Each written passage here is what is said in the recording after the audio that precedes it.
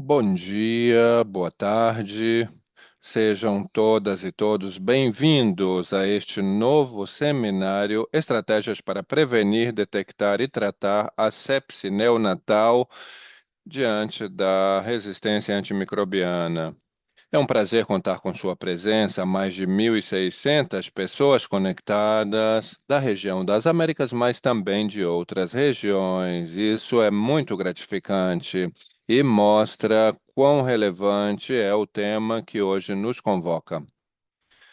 Antes de começar com o seminário, recordamos os aspectos gerais. Vocês podem selecionar o idioma de interpretação clicando no botão que diz Interpretação e você pode selecionar a língua de sua preferência clicando no ícone e selecionando sua língua de preferência. Podem utilizar o chat para comunicar qualquer problema técnico e as perguntas aos painelistas são bem-vindas. Para isso, convidamos vocês a utilizarem o ícone de perguntas e respostas, Q&A, para gerar e compartilhar suas perguntas.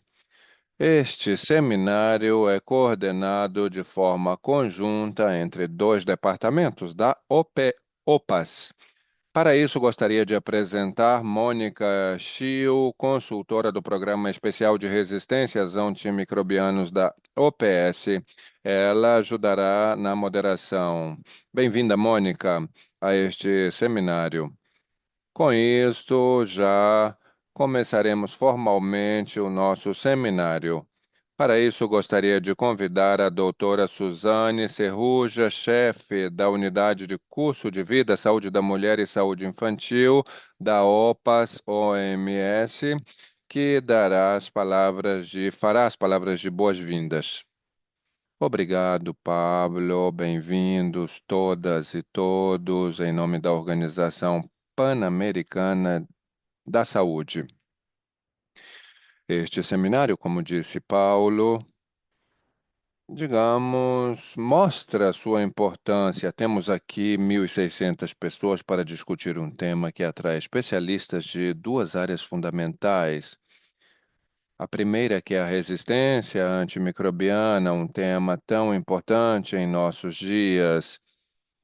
E também está o Departamento de Prevenção de Doenças e o outro, que é o Departamento de Sistemas de Saúde, que é o curso de vida, onde está o cuidado durante toda a vida de uma pessoa, o cuidado focado em uma pessoa. Então, eu quero começar agradecendo a esses dois departamentos.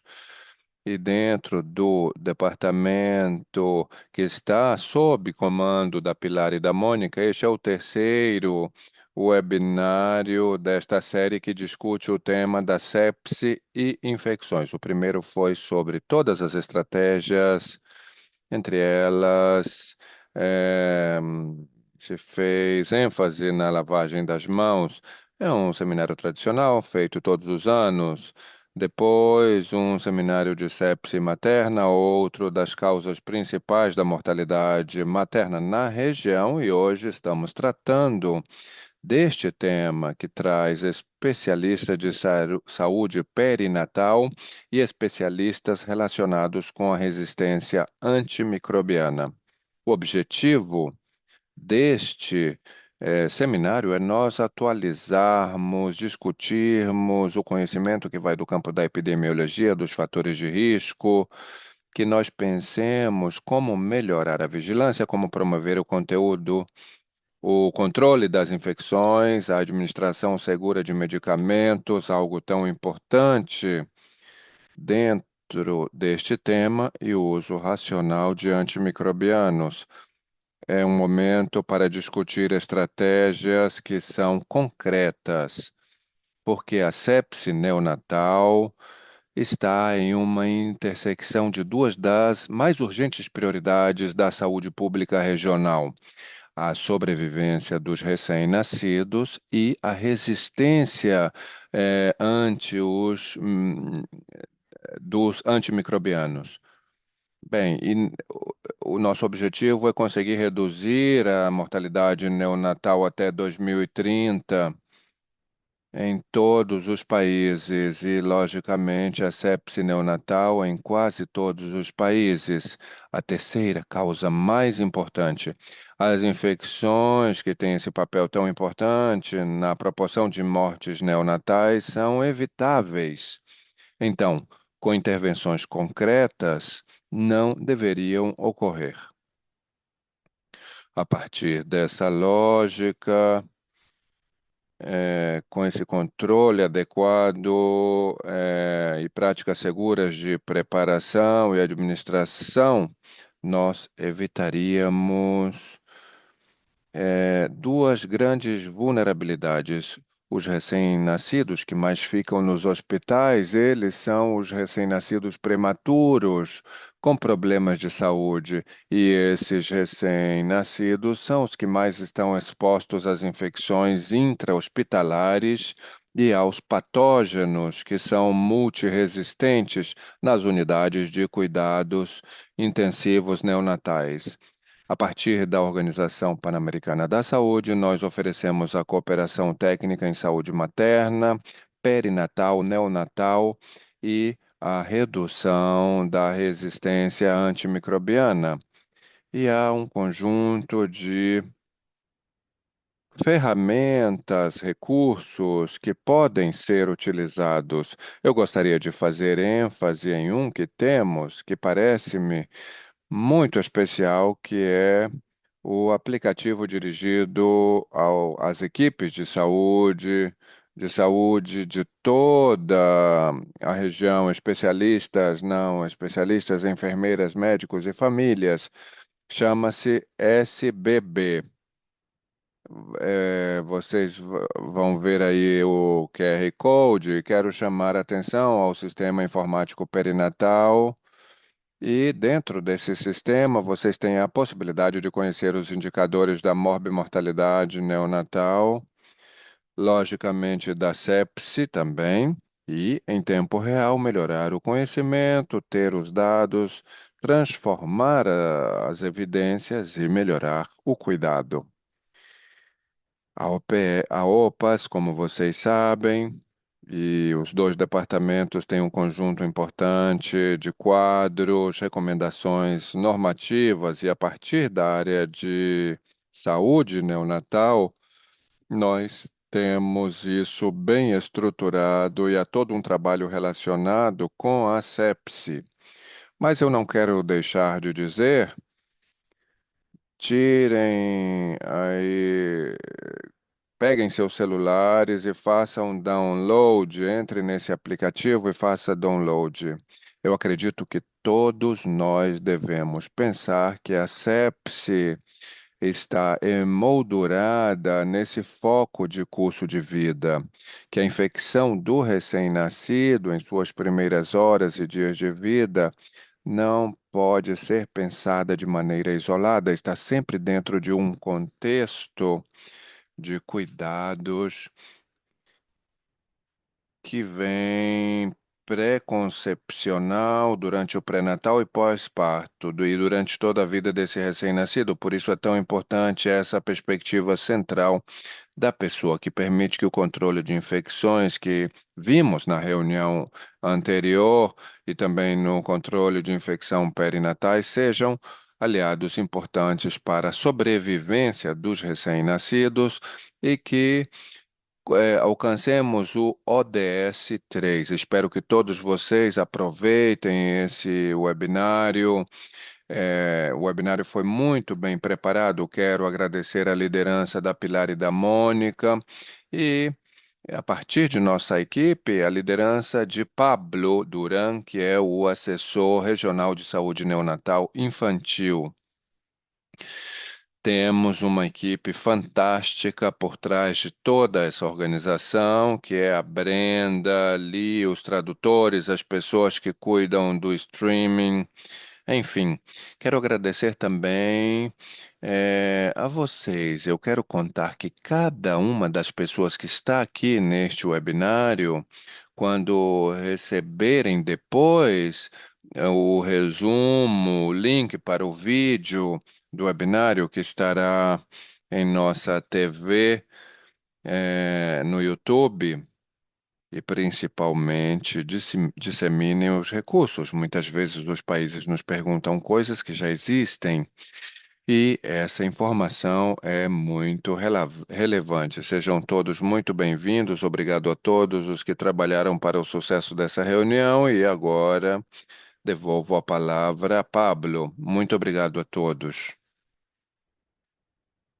Muito obrigado, doutora Cerruja. E sim, vamos dar passagem a Pablo, que, como disse a doutora Cerruja, é o assessor regional em saúde perinatal da OPAS, e ele vai fazer uma apresentação sobre o estado de situação da sepse neonatal na América Latina e no Caribe. Pablo, a palavra é sua.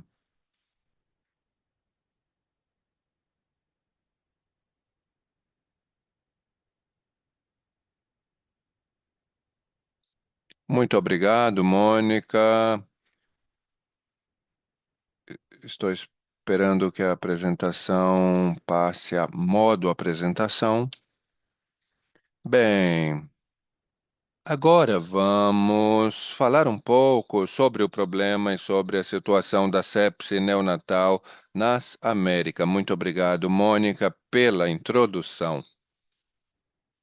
Claramente, e por isso estamos todos aqui conectados, somos conscientes da relevância que a sepse neonatal possui neste momento e continua representando uma das principais causas preveníveis de morte neonatal. Esses são dois conceitos muito importantes. O primeiro, a continuidade da carga de doença vinculada à sepse, e o outro é o reconhecimento que se trata de uma causa prevenível. Esses dois conceitos ressaltam muito mais a seriedade e a preocupação que este tema representa. Somos conscientes que a sepse é um indicador de qualidade da atenção neonatal e vamos reforçar isso ao longo do seminário.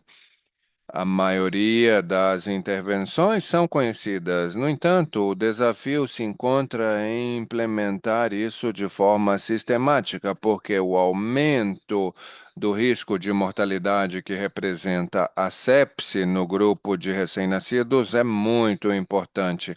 O impacto em estender, em prolongar o tempo de internação, em sua vinculação com complicações graves que podem levar à deficiência a longo prazo, mas também no que se refere aos sistemas e serviços de saúde em termos de aumentar os custos sanitários e que também implica o uso de antibióticos de maneira empírica, contribuindo à resistência aos antimicrobianos. Todos esses são elementos que, a partir do individual nos recém-nascidos, a partir da perspectiva da saúde pública, fazem deste um tema muito relevante.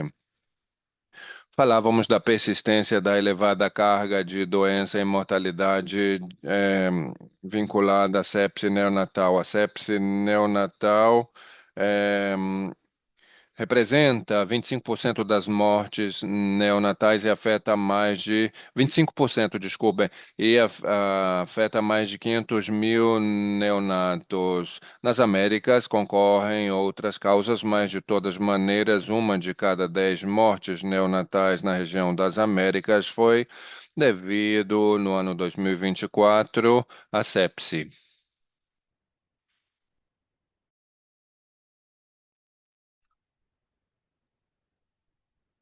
Se nós pudéssemos traduzir a números absolutos, estaríamos falando em 12 mil mortes neonatais ligadas à sepse. E como dizíamos antes, isso destaca a alta carga de mortalidade, mas também a persistência de sua prevalência ou incidência na região das Américas. Podemos ver nesta figura que, apesar da taxa neonatal ter diminuído desde o ano 2000 para 2024, a valores que hoje estão por baixo de uma taxa de 8 por mil nascidos vivos, e isso posiciona a região das Américas como região que atingiu, em média, a meta estabelecida para 2030. Vemos na parte inferior da figura, na cor azul, que o comportamento da mortalidade específica por sepse na região não foi modificada nesses 24 anos. E isso destaca a persistência dessa situação, que se observarmos em comparação com outras causas, vocês podem ver que na cor laranja é aquela que representa a sepse, a cor azul na base, a prematuridade, a cor azul clarinho, asfixia e trauma ao nascimento, e na cor roxo, diarreia. Todas têm a mesma carga dentro da desagregação da mortalidade neonatal. Apenas o descenso por grupos de causa podemos ver nesses 24 anos em outras causas, e certamente de forma proporcional e igual nas diferentes causas mencionadas, mas a persistência da contribuição proporcional da sepse na mortalidade neonatal na região se mantém em termos regionais, porém com diferenças, com variações entre países. E, novamente, as desigualdades continuam sendo outro elemento característico do comportamento de muitos países, como ocorre com muitos outros indicadores da nossa região.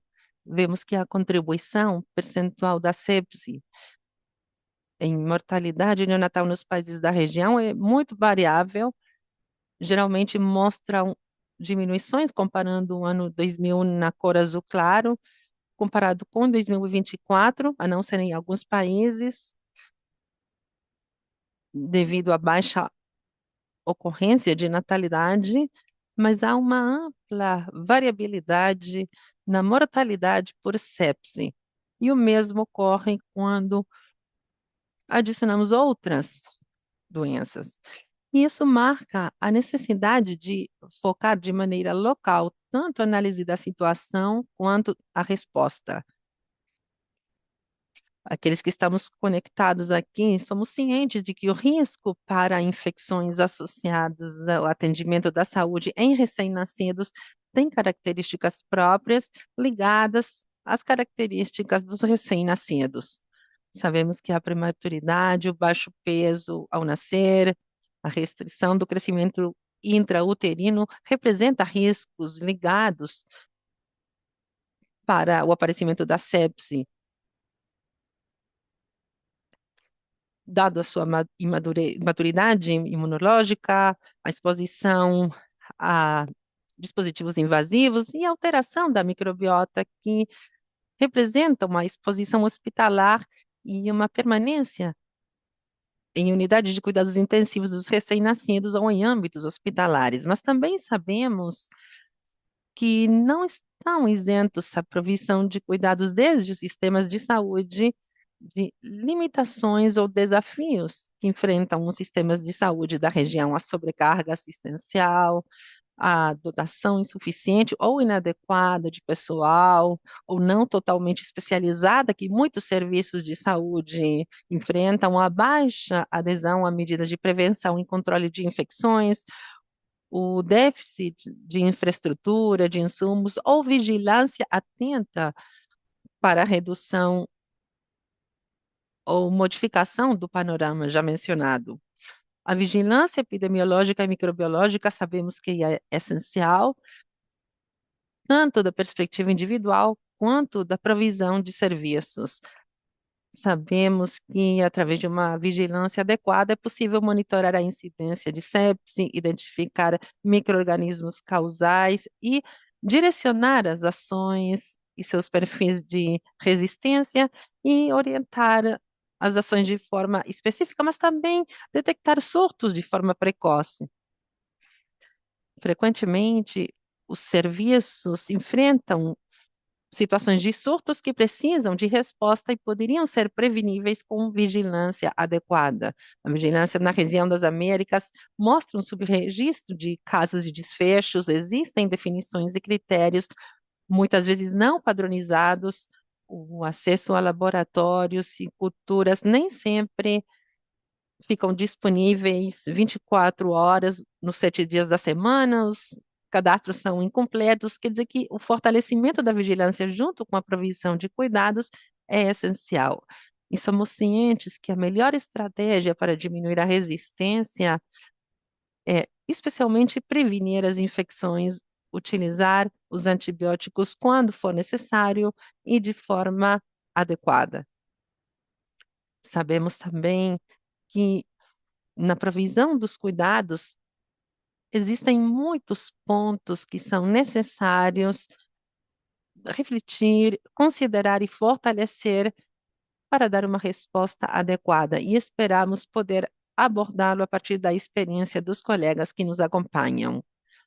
Para encerrar, nós sabemos, pelo já mencionado, que a sepse neonatal continua sendo uma causa importante, persistente, mas também prevenível de morbidade e mortalidade neonatal na América Latina e no Caribe. Sabemos que a prevenção e controle de infecções, a vigilância, os programas de otimização de utilização de antibióticos e os processos de melhora contínua da qualidade precisam ser implantados de forma integral para sortear o desafio para a região de transformar a evidência disponível em práticas seguras que, de forma sistemática e equitativa, permitam que resulte em resultados positivos para recém-nascidos, para famílias e para nossas comunidades. A melhor estratégia para reduzir a sepse neonatal não é apenas uma prática clínica reduzida ao tratamento individual das infecções. Exige evitar que ocorram através de sistemas de saúde seguros, sistemas de qualidade e centrados no recém-nascido e sua família. E é isso o que esperamos abordar neste seminário. Muito obrigado. Muito obrigado, Pablo. Vamos dar início à nossa conversa e para isso nós convidamos 4 especialistas da região que vão nos ajudar a entender a sepse neonatal de 4 aspectos relevantes. Vamos iniciar conversando sobre a prevenção e controle de infecções em unidades neonatais. Para o desenvolvimento do tema, convidamos o Dr. Fernando Espinosa, médico, neonatologista, epidemiologista hospitalar e parceiro fundador da diretoria da Associação Latino-Americana de Prevenção e Controle de Infecções, a CELACE. Fernando, bem-vindo. Vamos continuar conversando sobre as práticas seguras na medicação neonatal. Para isso, a nossa convidada, a licenciada em enfermagem, Ana Quiroga, vai nos ajudar a desenvolvê-las. A Ana é diretora de pós-graduação de especialização em enfermagem neonatal da Universidade Austral da Argentina e é integrante do grupo RO. Ana, seja bem-vinda. O outro aspecto que iremos abordar é sobre o uso oportuno e adequado da antibioterapia. Para isso, convidamos a doutora Liliana Vasques, médica, infectologista, pediatra, responsável pela área na Clínica e Maternidade Suíço-Argentina em Buenos Aires. Ela também é membro da Sociedade Latino-Americana de Infectologia Pediátrica, SLIMPE. Então, Liliana, seja bem-vinda. E para a abordagem da nutrição e alimentação segura, a nossa convidada, a doutora Taina Malena, médica, pediatra, intensivista neonatal, professora assistente da Sociedade Ibero-Americana de Neonatologia e coordenadora neonatal do Serviço Nacional de Saúde da República Dominicana, vai responder algumas perguntas. Taina, seja bem-vinda. Obrigada, Mônica. Continuando com a nossa pauta, vamos orientar as perguntas para Fernando. Fernando, vamos conversar sobre a prevenção e controle nas unidades neonatais. E a primeira pergunta que queremos colocar é: você poderia explicar por que o peso ao nascer, a idade gestacional As condições subjacentes e a exposição a dispositivos médicos são fatores de risco para a incidência das infecções ligadas ao atendimento da saúde nos neonatos? Bom dia, eu quero agradecer à OPAS por ter me convidado para participar do evento orientado à prevenção e detecção das doenças neonatais ligadas ao atendimento da saúde.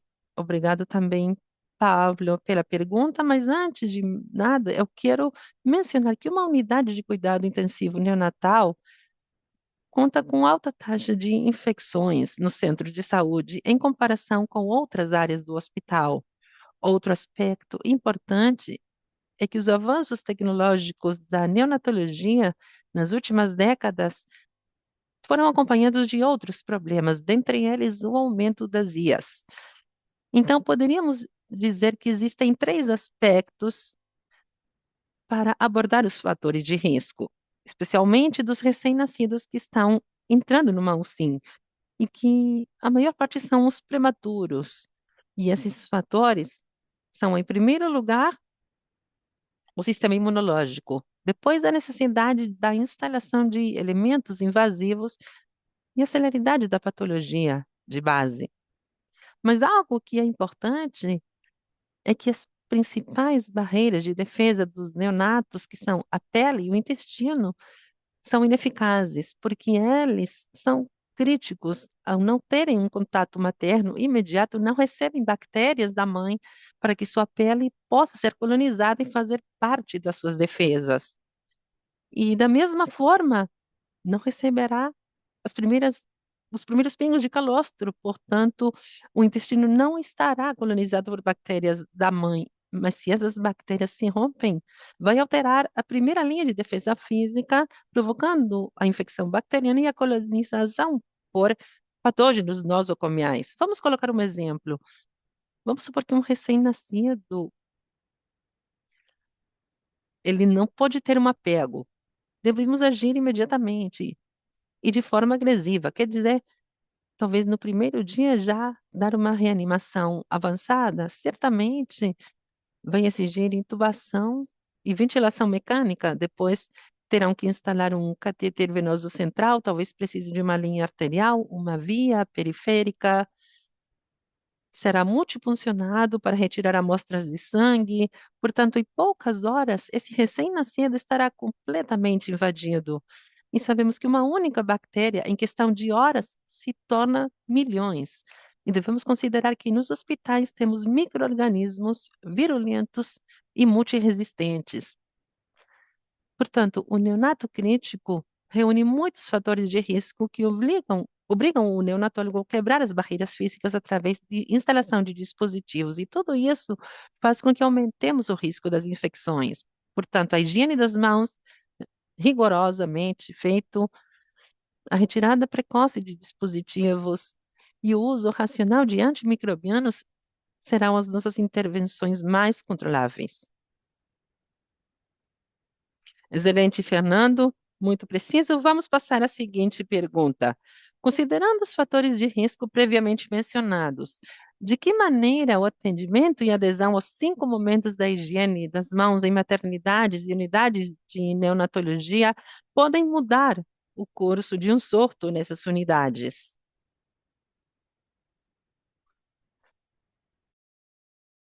Obrigado pela pergunta. Em primeiro lugar, temos que considerar que o surgimento de um surto se transforma em uma verdadeira emergência. É de vital importância poder manejá-lo, porque quando nos enfrentamos com um surto em uma sala de internação neonatal, trata-se de um cenário de crise, inclusive de imprevisíveis consequências. Me lembro que na Bolívia e no Equador, um surto de infecção em unidades de neonatologia não somente incrementaram de maneira alarmante a mortalidade, mas se transformaram em escândalo midiático e político. Lembrem-se que quando surge um surto, é necessário fazer um histórico desse problema e aplicar medidas. Neste ponto, a aderência e o cumprimento estrito aos 5 momentos de higiene das mãos talvez seja a mais importante medida para controlar o surto. Isso se transforma em um mecanismo de contenção rápido e efetivo e econômico para salvar a vida dos recém-nascidos. Agora, falando especificamente do impacto dos 5 momentos da higiene das mãos durante um surto, os momentos um e 2 são para evitar novos casos. Durante um surto, a carga bacteriana no ambiente da unidade é muito alta, então é necessário cumprir estritamente o momento um antes de tocar o recém-nascido ou implementar o momento 2. Isto é, aplicar a técnica ascética. Tudo isso assegura que os recém-nascidos que ainda não estão colonizados permaneçam nesse estado porque se corta a cadeia de transmissão. Por exemplo, quando um surto estiver ativo, há neonatos saudáveis. Então, a higiene estrita de mãos antes de tocá-lo ou depois de manipular um catéter vascular, tudo isso vai levantar um escudo invisível sobre esses recém-nascidos, detendo o surgimento de novos casos. Agora, os momentos 4 e 5 são verdadeiros módulos de contenção, porque em um surto, todo o entorno do neonato colonizado se transforma em um reservatório de bactérias. Por exemplo, todos os elementos invasivos. Cumprir então os momentos 4 e 5 depois do contato com o recém-nascido e seu entorno são vitais, porque vamos evitar a contaminação cruzada, ou seja, que o pessoal de saúde não seja responsável por ampliar o surto. Agora, se o pessoal se higieniza as mãos de forma estrita imediatamente depois de tocar a incubadora ou os equipamentos de um paciente, o microorganismo morre. Para concluir, um surto é uma emergência sanitária e não podemos esperar, digamos, que não haja intervenções. Temos que lembrar que a primeira linha de ataque muda o curso do surto. Isso tem a ver com o comportamento coletivo e esses 5 momentos de higiene das mãos. Excelente, muito obrigado. Agora passamos à terceira pergunta. Você poderia compartilhar conosco quais são as 3 medidas de prevenção das infecções associadas à atenção de saúde que são efetivas e econômicas, recomendáveis e factíveis de implementar em todas as unidades neonatais e, em especial, quando devemos usar um acesso vascular? Novamente, obrigado por essa pergunta. Sabemos que em neonatologia o custo das IAs não somente são medidos como um impacto econômico, mas também como um impacto social.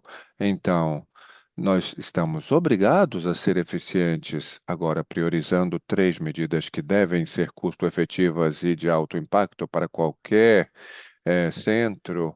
Em primeiro lugar, está manter e nunca descuidar os programas de segurança do paciente, os programas de vigilância epidemiológica.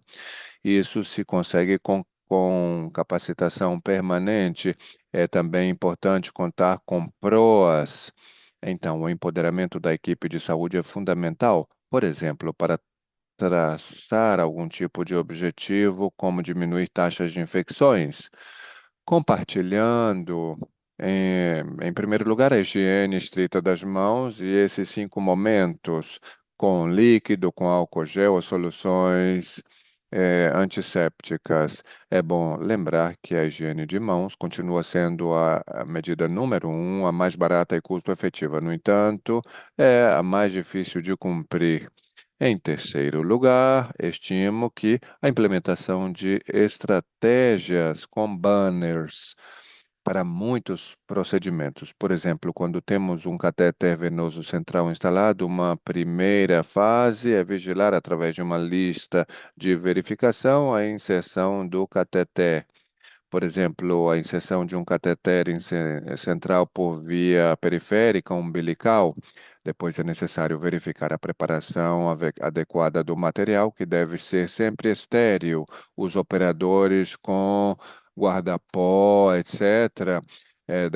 A higiene de mão deve ser cirúrgica e, além disso, a utilização de campos estéreis ao redor do sítio da punção. A segunda fase na aplicação é para a manutenção do cateter. Devem ser controlados os seguintes aspectos. Em primeiro lugar, a verificação da utilidade do cateter. Se o recém-nascido não necessita, é necessário retirá-lo imediatamente.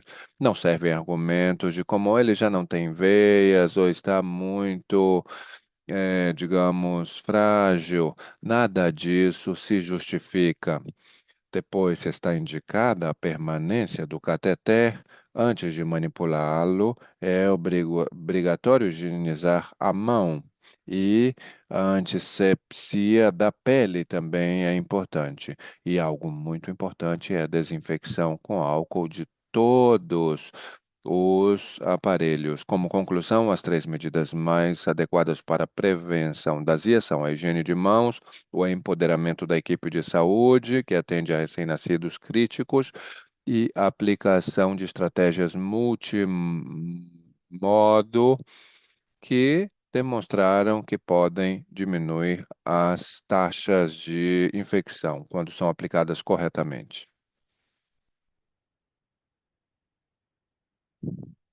Pablo, muito bem, Fernando. Muito obrigado, muito claro e preciso. Agora dou a palavra à Mônica para que ela continue. Obrigado. Obrigado, Pablo. Agora vamos conversar com Ana sobre as práticas seguras na medicação neonatal.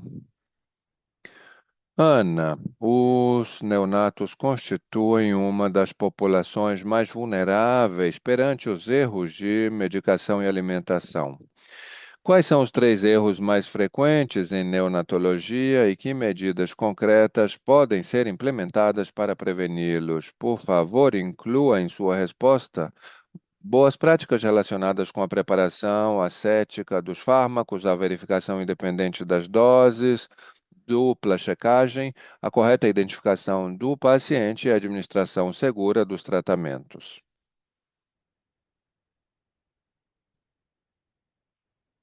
Você está mutada. Sim, sim. Obrigado, Mônica, e saudações a toda a audiência interessada nesse tema tão importante para a sobrevivência dos recém-nascidos que atendemos nas unidades de cuidado intensivo neonatal. A medicação em neonatologia não escapa a tudo que o doutor Duran e Espinosa disseram sobre as características dos pacientes que nós atendemos na unidade de cuidados intensivos neonatais. E eu separei esta resposta em duas colunas. Em primeiro lugar, causas e fatores de risco para cometer erros na medicação administrada.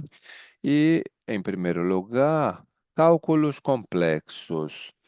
Nós utilizamos muitas vezes medicação, doses para adultos. As doses dependem do peso do recém-nascido. Podemos estar com uma criança de 500 gramas até 4 quilos, então temos que fazer conversões matemáticas complexas. Isso, sem sombra de dúvida, pode levar a erros. Também estão as concentrações máximas recomendadas e outras recomendações que devem ser feitas no momento de preparar a medicação e a complexidade de um paciente que requer doses muito pequenas. E aí devemos fazer muitos cálculos. Em segundo lugar, as falhas do sistema. Nomes ou embalagens similares. As unidades que não têm protocolos de padronização e que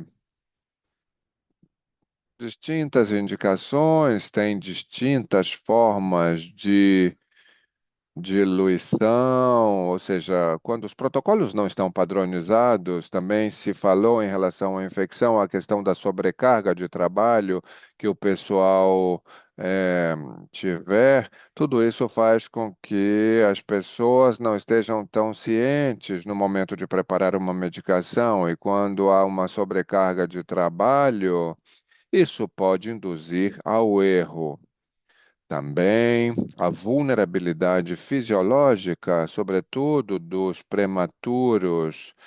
Óbvio que um erro em um prematuro tem um impacto muito mais severo e duradouro do que crianças com imaturidade hepática e renal, e dificuldade na, digamos, metabolização dos fármacos.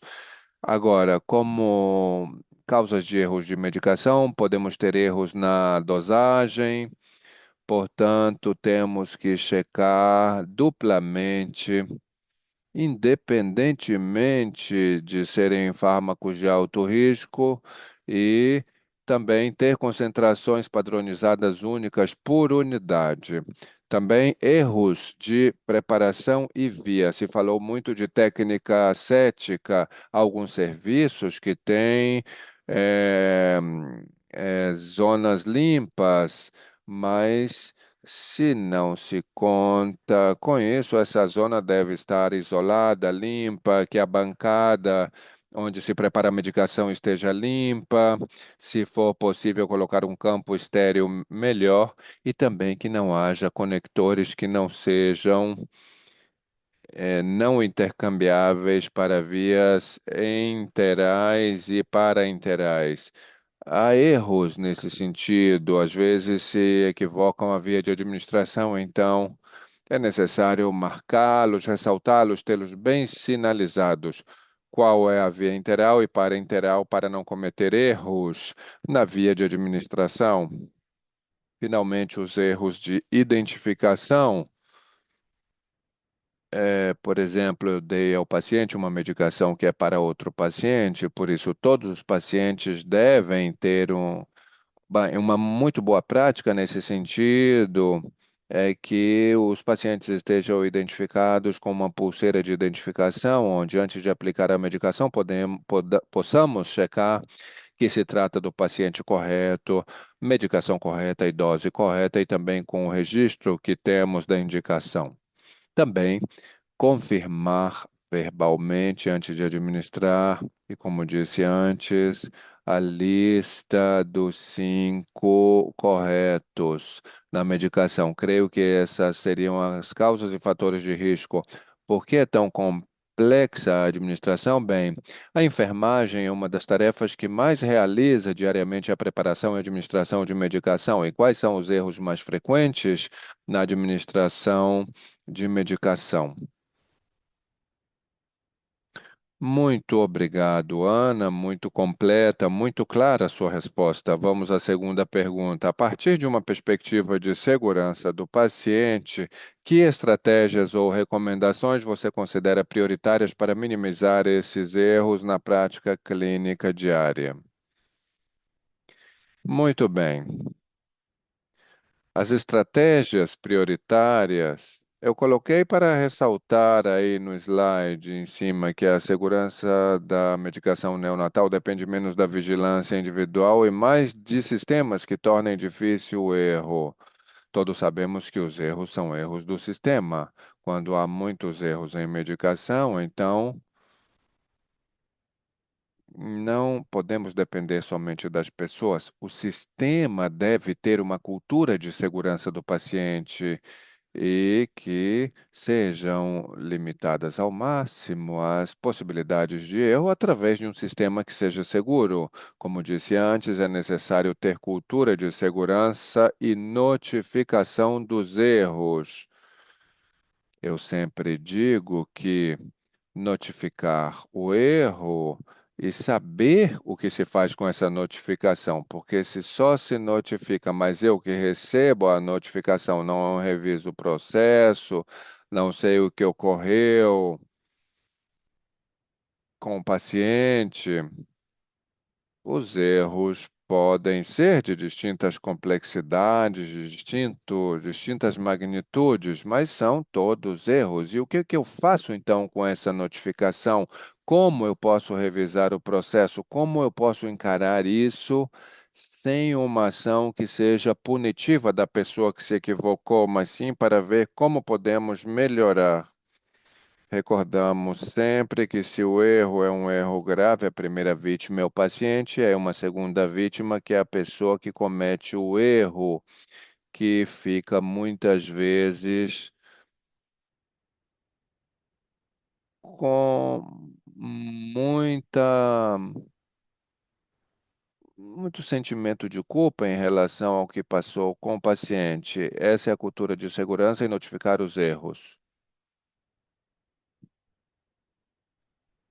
No momento de administrar a medicação, a dupla checagem na administração, quer dizer, estou preparando, eu consulto independentemente, por mais certo que nós estejamos de que estamos fazendo bem e também que a outra pessoa esteja presente e prestando atenção ao que eu estou pedindo para checar se eu estou fazendo bem. A tecnologia de apoio, que é muito importante, eu diria quase que há pouca medicação que não são passados por bombas de infusão em pacientes neonatais, portanto, ter bombas de infusão contínua de seringa é muito importante que sejam boas, porque isso também é tecnologia que nos ajuda a ter menos erros.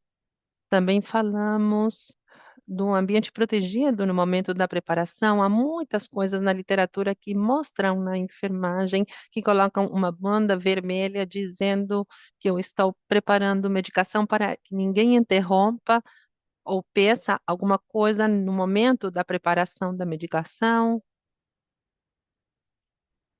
Além disso, que deveria ser um lugar isolado, não podemos preparar medicação no meio das tarefas rotineiras. Tem que ser num lugar limpo, isolado e que todo mundo saiba que essa pessoa não deve ser incomodada no momento da preparação. A relação enfermeira-paciente adequada com priorização dos pacientes complexos e alocados aos profissionais com mais experiência. E aqui está a minha contribuição também. Eu penso que cada vez mais devemos trabalhar com a família. A família é parceira do cuidado dentro da unidade. Qualquer um de nós que tenha cuidado de parentes de um doente, sabemos que a pessoa está pendente do que é administrado, a dosagem, e os pais, a família podem ajudar muito a prevenir erros, apenas comentando, você está certo da medicação que está dando, porque antes recebeu isso no determinado horário, isso ajuda muito, e na enfermagem todos devem receber informação contínua e exercício de simulação constante em relação à medicação. Excelente, Ana. Muito obrigada por destacar a cultura da segurança. Muito prática a sua resposta. A próxima pergunta é: se tivesse que recomendar apenas três intervenções de alto impacto e baixo custo que toda unidade neonatal deveria implementar para fortalecer a segurança da medicação, quais você escolheria e por quê? Bem, eu escolhi três, mas eu adicionei mais uma, porque hoje em dia eu penso que devemos falar disso também. Cada vez mais devemos tender a que as unidades de neonatologia sejam abertas os 24 horas, os 7 dias da semana, com os pais participando. Alto impacto e baixo custo é a dupla checagem independente e obrigatória, que não seja opcional para as pessoas, que não tenha nenhuma medicação que não seja checada por dois profissionais separadamente. Eu faço o cálculo, outra pessoa faz o cálculo novamente de forma independente e verifica que eu estou certo, que também verifique que o fármaco seja o certo, a dosagem e a via são todos medicamentos de alto risco, isso como barreira prévia antes da administração da medicação. A segunda é a padronização de concentrações e rotulagem, uma única concentração por fármaco na unidade com rótulos claros e códigos de cor para diferenciar doses. A medicação Algumas têm alto custo na unidade e se são diluídas. O ideal, às vezes, é que eles já venham preparadas da farmácia. Nem todos os serviços contam com isso. Se alguém fora da complexidade da unidade pudesse preparar as doses, seria ideal, mas devemos estar atentos à data de expiração, a rotular quanto e como e quando foi diluído para que não ocorram problemas na utilização de medicação que não esteja claramente identificada e identificação positiva do paciente, com duas identificações, pulseira e cadastro do paciente também, que seja confirmado de forma verbal antes de cada administração, apoiados numa lista de comparação simples. Essas três coisas não têm um custo, são de baixo custo e de alto impacto para prevenir os erros e destacar, salientar uma cultura de segurança nos pacientes. E para mim, sem sombra de dúvidas, a presença da família na unidade não apenas adiciona segurança, mas também qualidade no atendimento. Os pais são aqueles que percebem mudanças sutis, alertam se o medicamento tem uma aparência diferente ou é administrado num horário inusual, e cada vez mais nós devemos trabalhar lado a lado com os pais.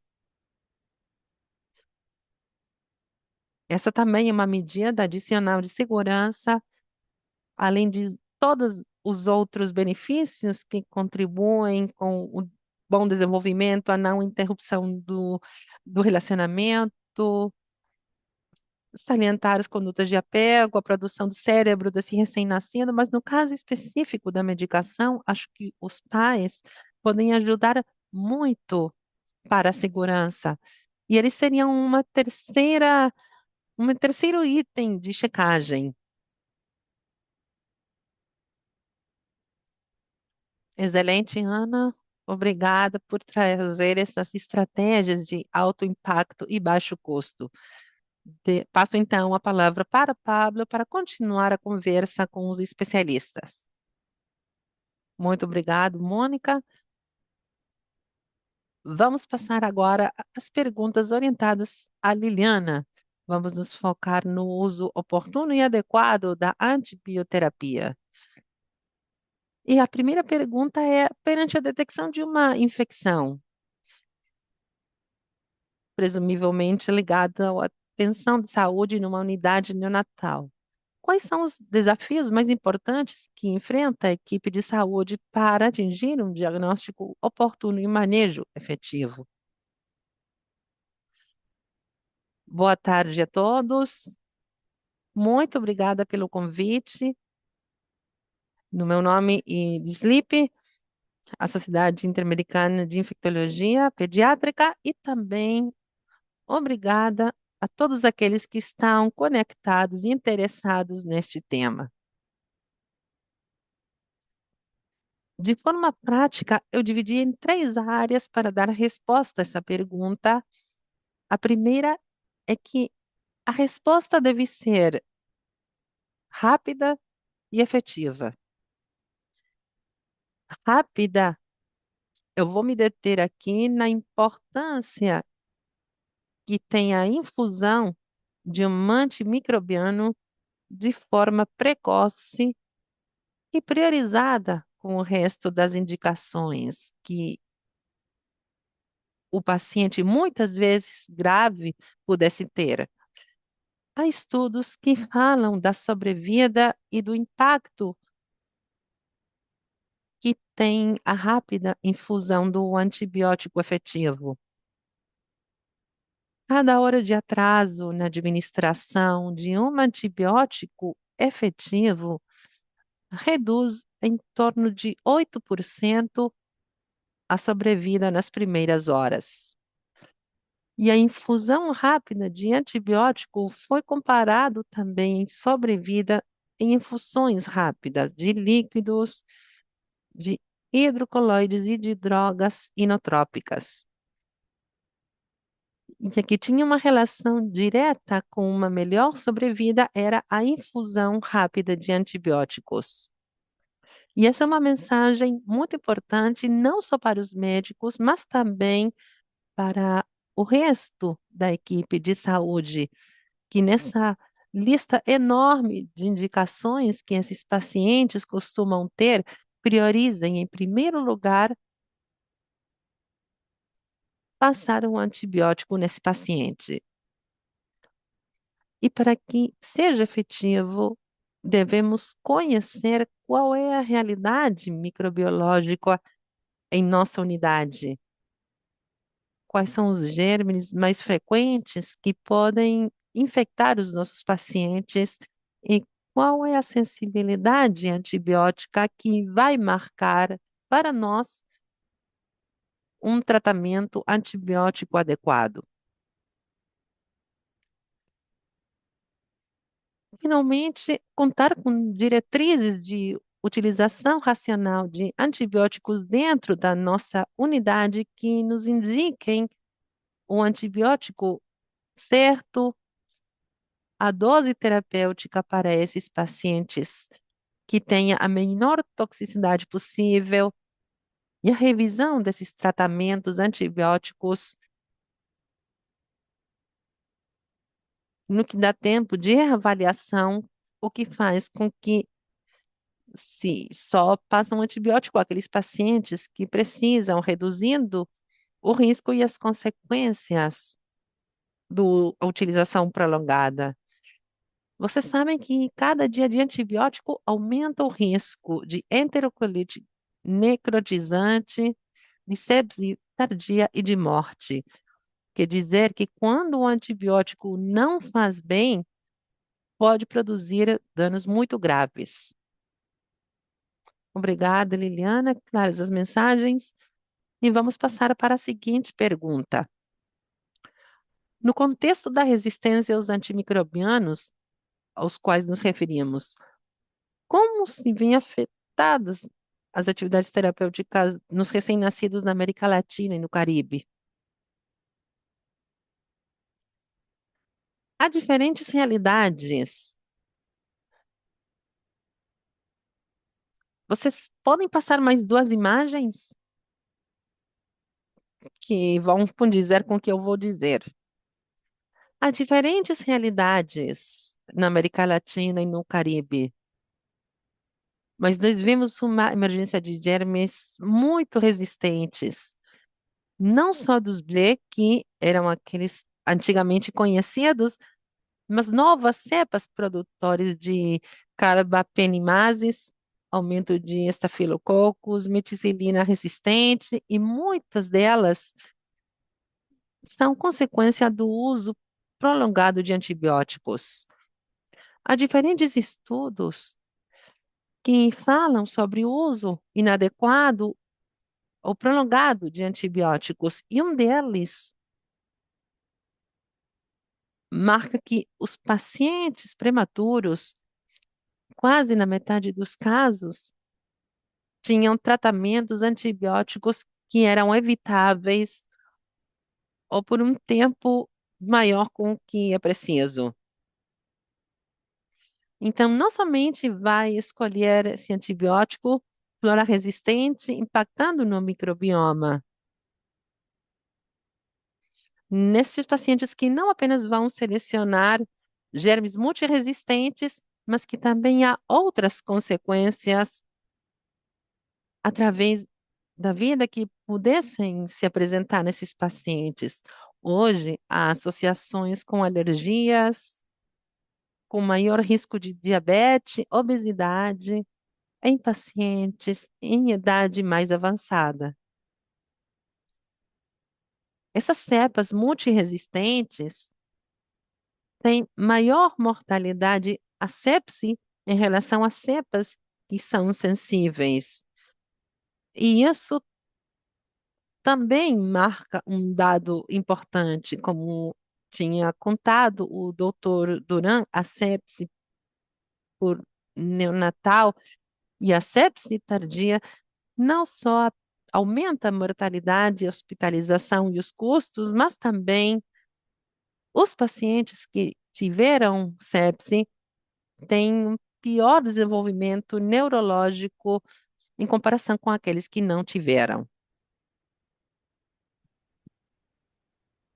Excelente, muito obrigado. Passamos à seguinte pergunta: que importância têm os dados locais de susceptibilidade antimicrobiana e a implementação de um programa para melhorar os desfechos clínicos e reduzir a carga de doença e mortalidade nas unidades de neonatologia? Bem, conhecer os dados locais vai permitir, como lhes disse, a princípio, poder começar com um tratamento adequado. Além disso, os dados de susceptibilidade podem nos estar falando do uso prolongado de antibióticos. Unidades que têm um aumento de candidiase neonatal, por exemplo, é um marcador de uso prolongado de antibióticos. Muitos desses usos prolongados se associam ao uso inadequado de antibióticos, mas algo dessa pergunta nós nos fizemos.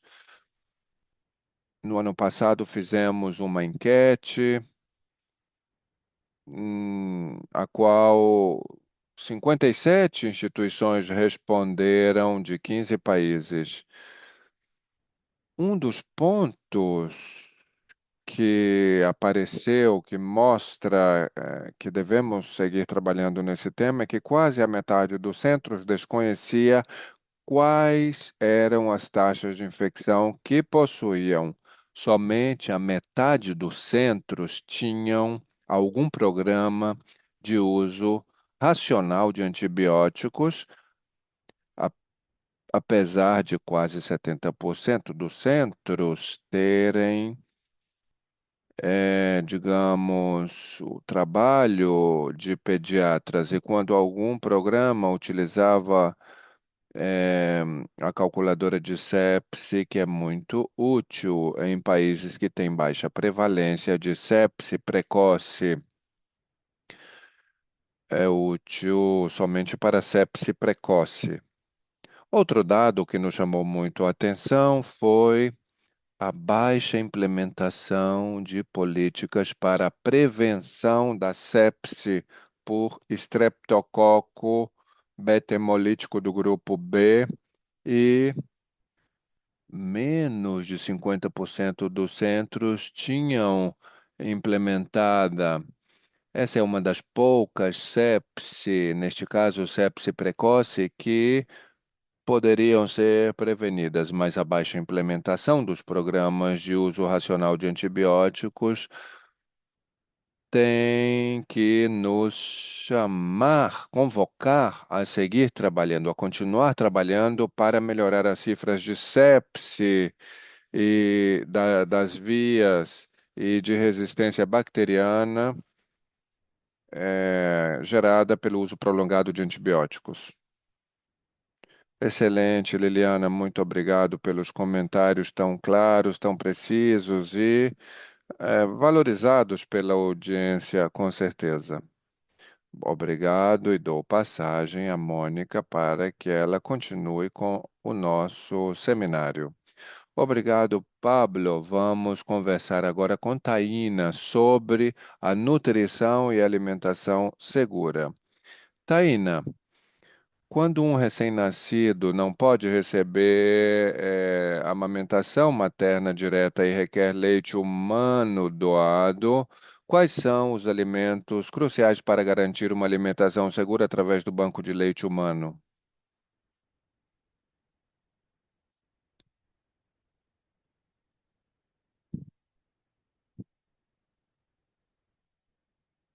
Você está mutada, Taina.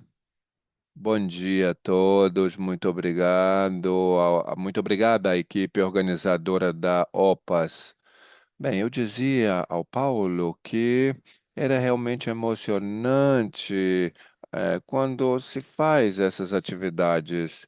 Nós estamos tentando implementar um programa de vigilância há quase 2 anos nas unidades neonatais. Finalmente conseguimos dados E, como dizia a doutora Vasquez, sem dados não há ação. Quando vimos os dados, nos assustamos um pouco, apesar de que sabíamos que a situação era um pouco complicada, mas, pelo menos para começar a entrar em ação, dá medo realmente a resistência bacteriana e como tudo isso gera, digamos, situações infecciosas.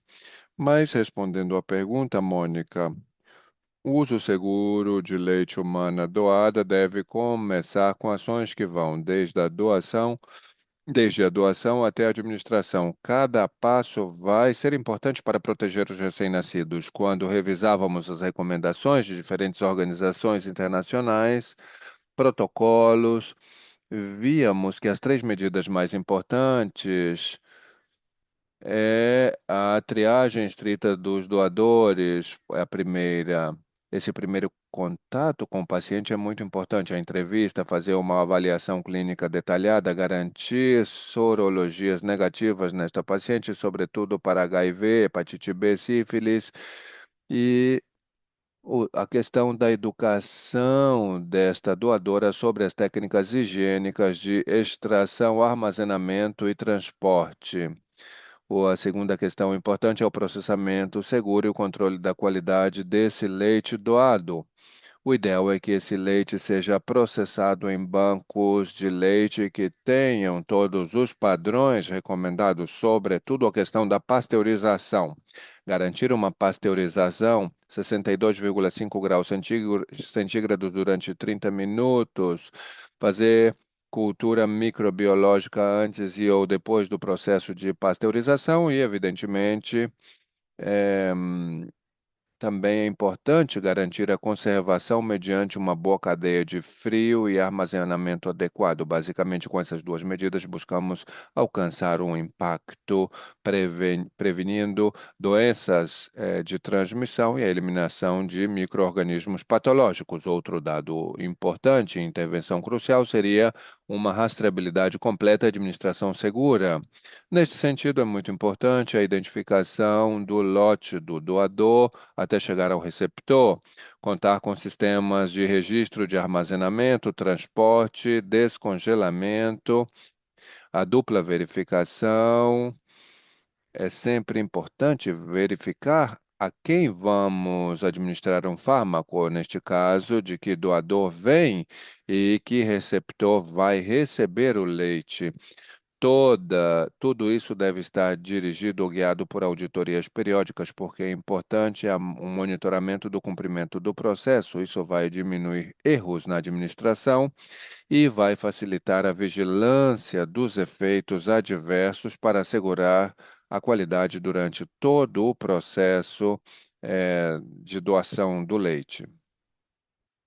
Muito obrigado, doutora. Parabéns por terem conseguido implementar a vigilância da sepse neonatal na República Dominicana. Vamos à segunda pergunta. Quando o neonato não pode se alimentar por via oral e requer nutrição parenteral, quais são as três práticas mais importantes para seu uso seguro?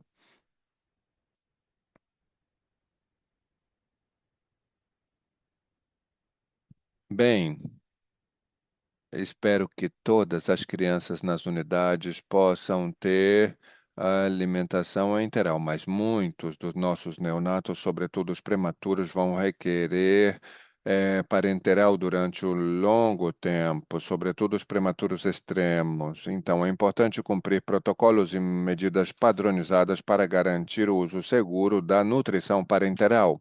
Uma das práticas prioritárias é contar com protocolos que garantam uma prescrição e preparação padronizadas dessa alimentação.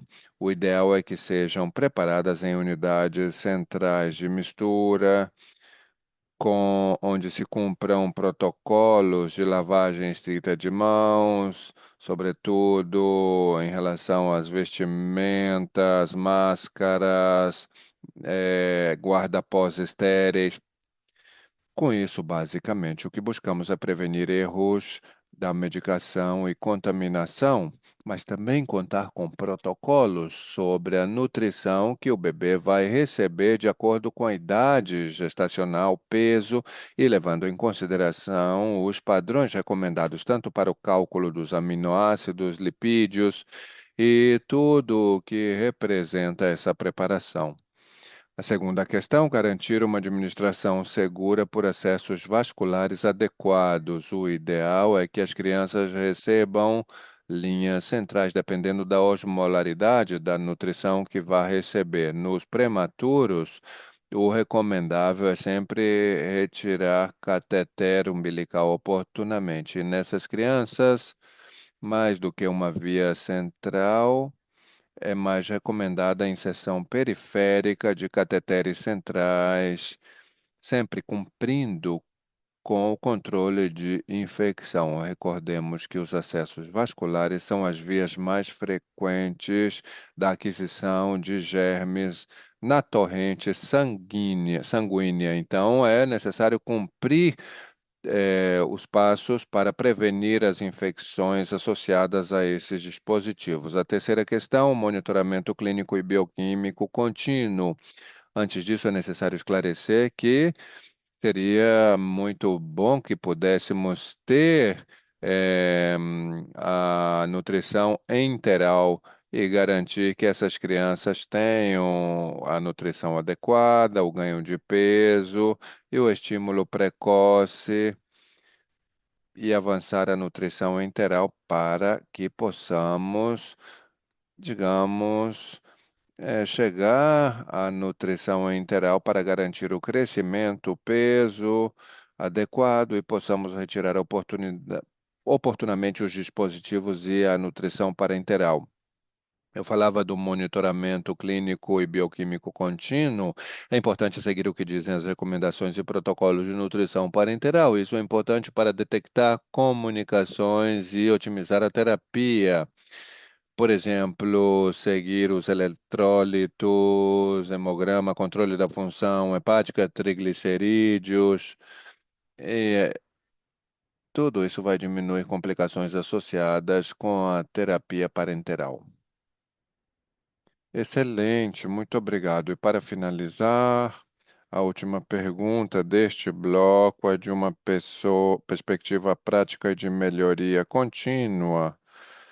De que medidas recomendaria implementar de maneira prioritária em qualquer unidade neonatal para reduzir os riscos associados à nutrição? Por que faria isso?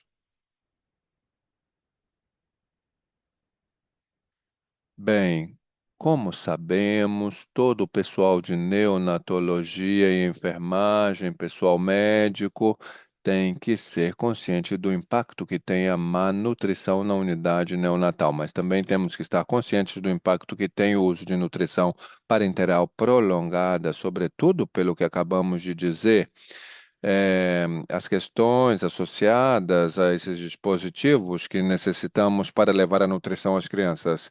Seria muito bom que todas as crianças pudessem ter acesso à alimentação integral precoce, mas protocolizando a alimentação integral como leite humano como primeira escolha.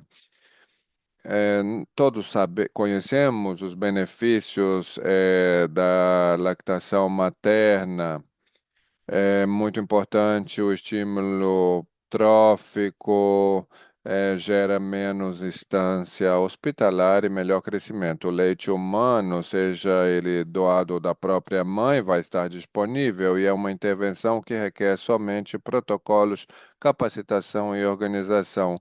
Não necessitamos alta tecnologia para conseguir isso.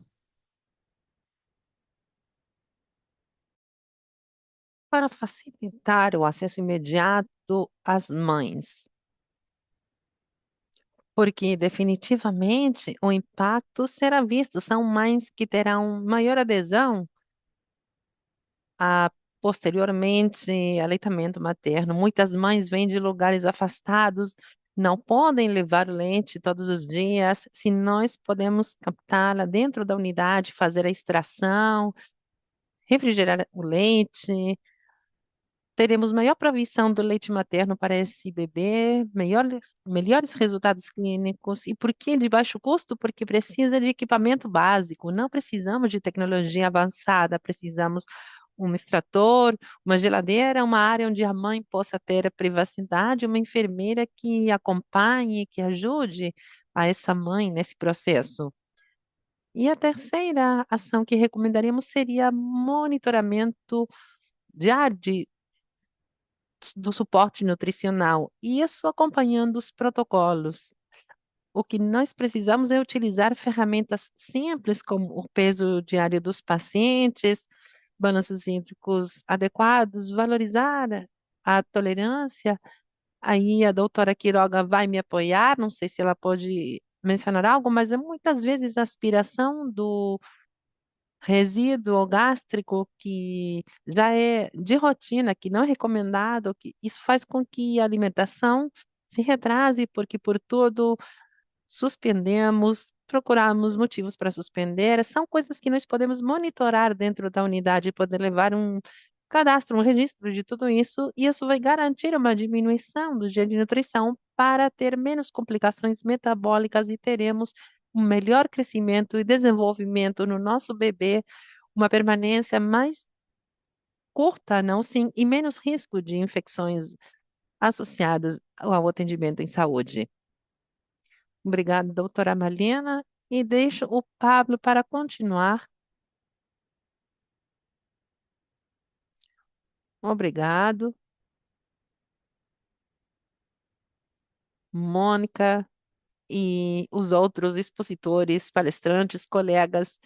Estamos certos que este excelente painel de especialistas, o enfoque integral que mostraram em torno à sepse neonatal dos diferentes aspectos abordados e no contexto, como estamos conversando, da crescente resistência aos antimicrobianos,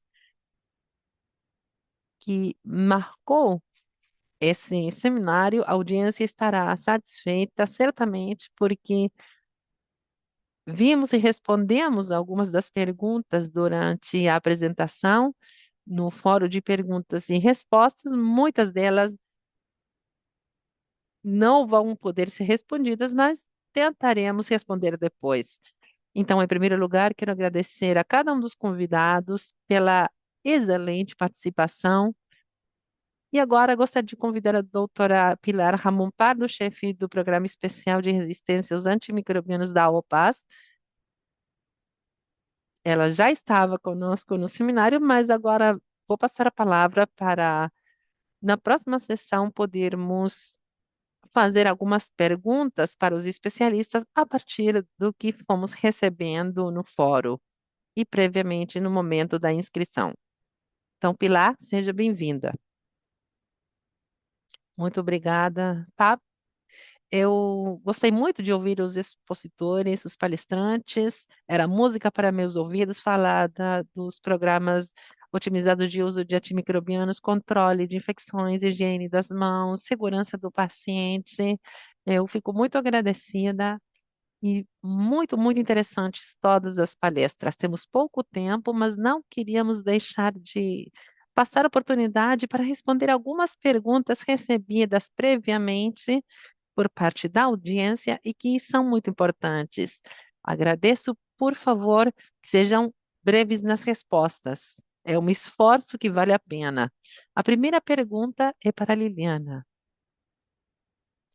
A audiência perguntou sobre a utilização de antimicrobianos ou antibióticos em prematuros extremos. É um tema que ainda tem muito para ser debatido e produz muita preocupação. A pergunta é qual a chave para serem indicados de forma adequada?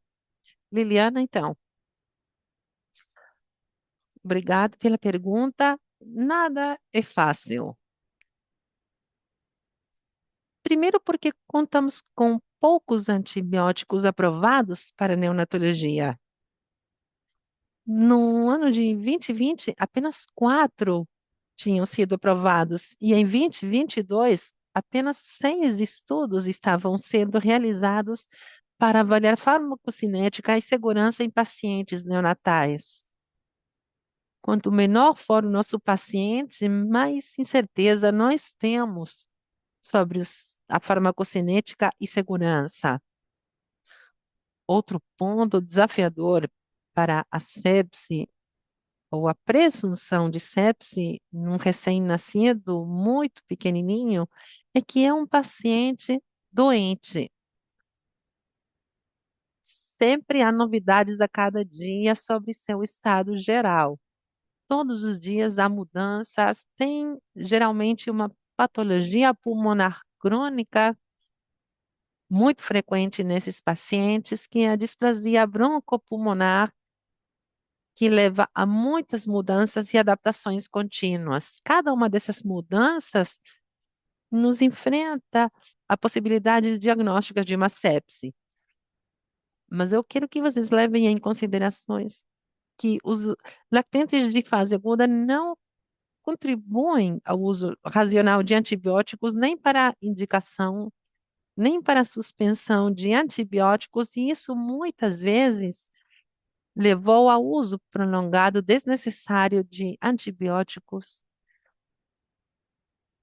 E eu duvido, essa é uma frase do Dr. Paulo Santos, que é um infectologista neonatal muito importante por sua contribuição para o conhecimento, que ele dizia: eu duvido que exista sepse bacteriana com cultura negativa. É certo que podem existir sepse virais, sepse parasitária,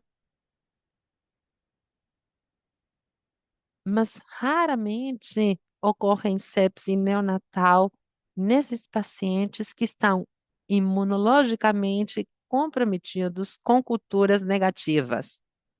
Portanto, devemos ser muito críticos da continuidade, além das 48 horas de antibióticos.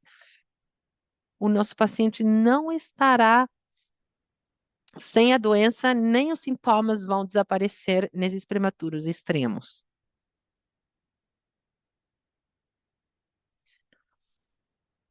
Obrigado pelo tema das hemoculturas, mas esse vai ser tema de outro webinário.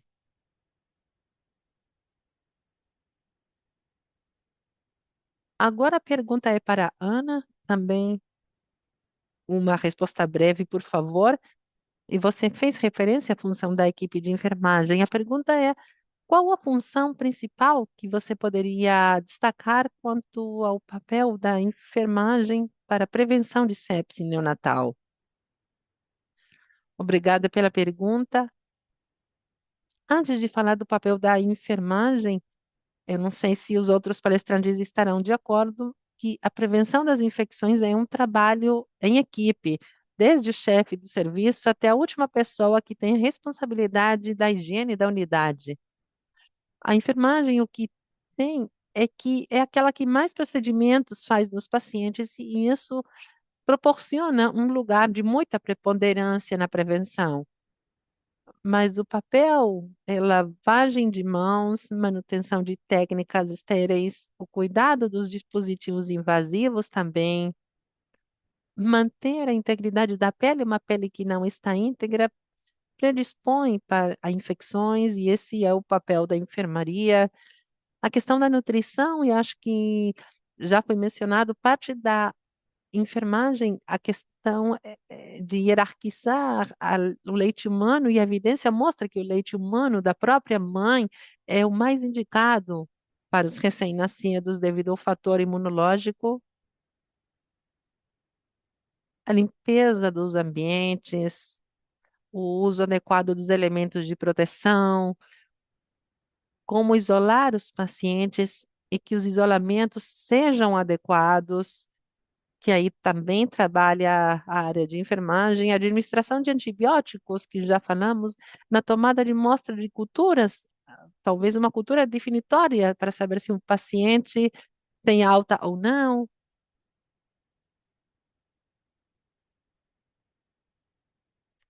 O trabalho da enfermagem, a consciência tem que ser como essa amostra é tomada, e também penso que tem um papel hierárquico, que é na detecção precoce dos sintomas de infecção no recém-nascido.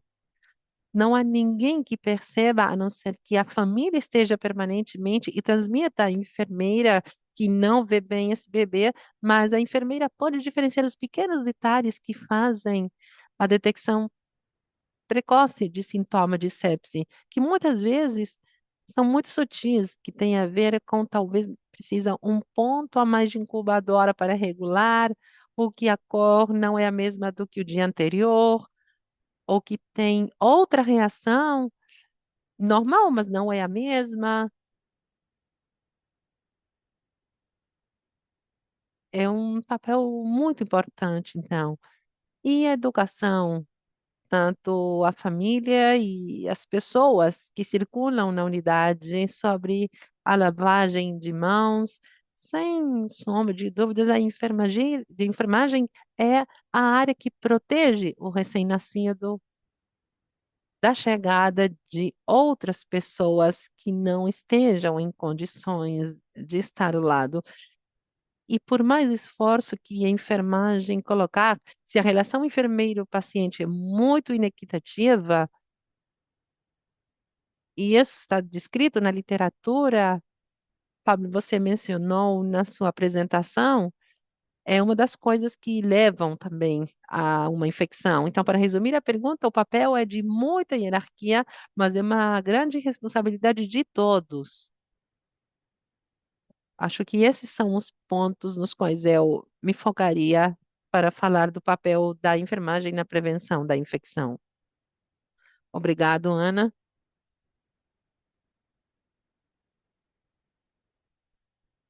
Para continuar, eu estou em Curitiba, estou no Brasil, porque aqui estamos comemorando o Infocus de Latam 2026, que é o congresso mais importante de micologia.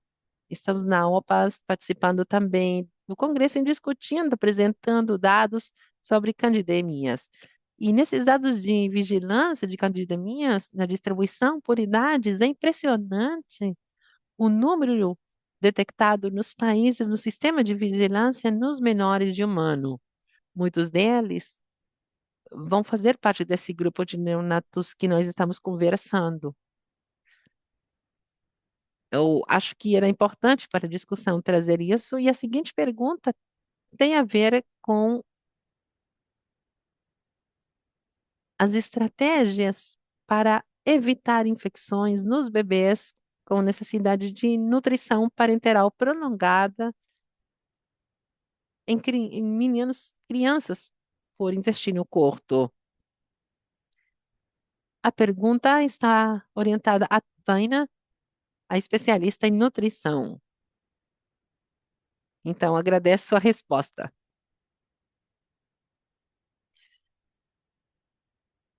Muito obrigada pela pergunta.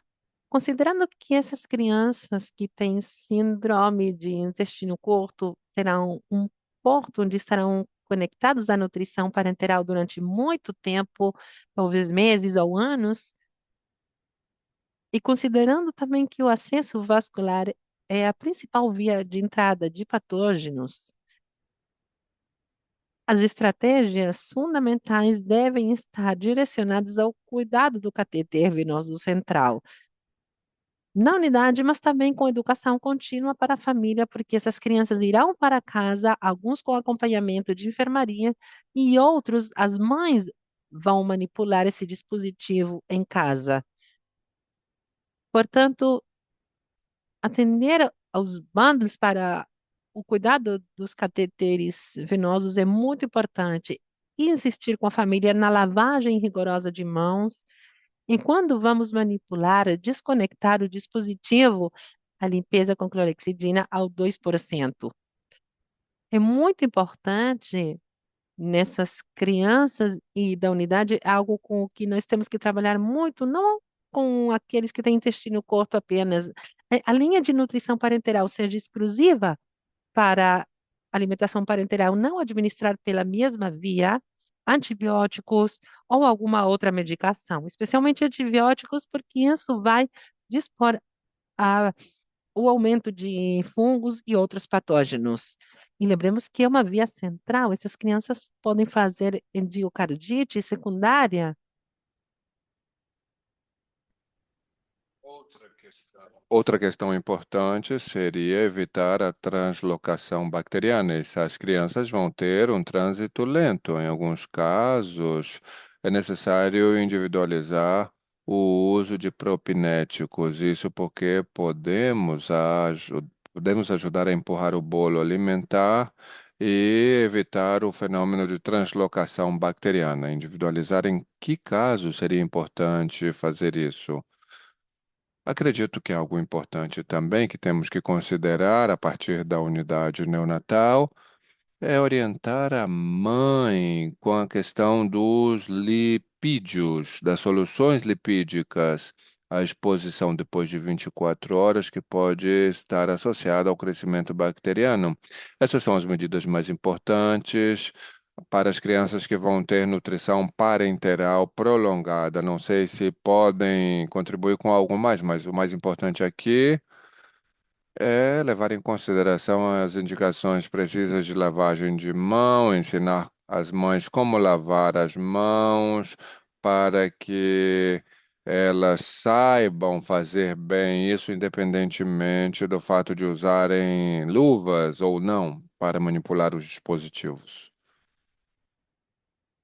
Bem, muito obrigado, excelente. Bem, obrigado. Agora passamos à última pergunta, neste caso para Fernando. Fernando, o aparecimento da sepse neonatal influi o fato de. Desculpem, não se entendeu. Sim, é um tema muito importante, muitas vezes muito descuidado e a resposta é afirmativa. A unidade da incubadora tem uma relação direta com o risco de sepse neonatal, especialmente nos recém-nascidos prematuros de muito baixo peso. Por um lado, a umidade adequada vai proteger o bebê, ajuda a amadurecer e conservar a pele, sobretudo com uma unidade de 70 a 80%. Isso vai reduzir a perda de água e vai manter a integridade da pele. Assim, vamos evitar a entrada de bactérias através da pele. Mas, por outro lado, o manejo inadequado e prolongado pode incrementar os problemas neonatais. Um ambiente cálido e úmido dentro da incubadora é propício para a proliferação de patógenos oportunistas.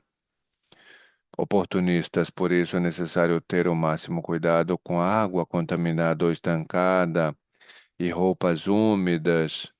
Também o nível elevado de umidade acima dos 80% por tempo prolongado por 14 ou 15 dias também vai ser contraproducente. Devemos ter muito cuidado com a umidade da incubadora, devemos saber regulá-la e utilizá-la muito bem, fundamentalmente por parte do pessoal de enfermagem. Com isso, vamos evitar infecções nos recém-nascidos.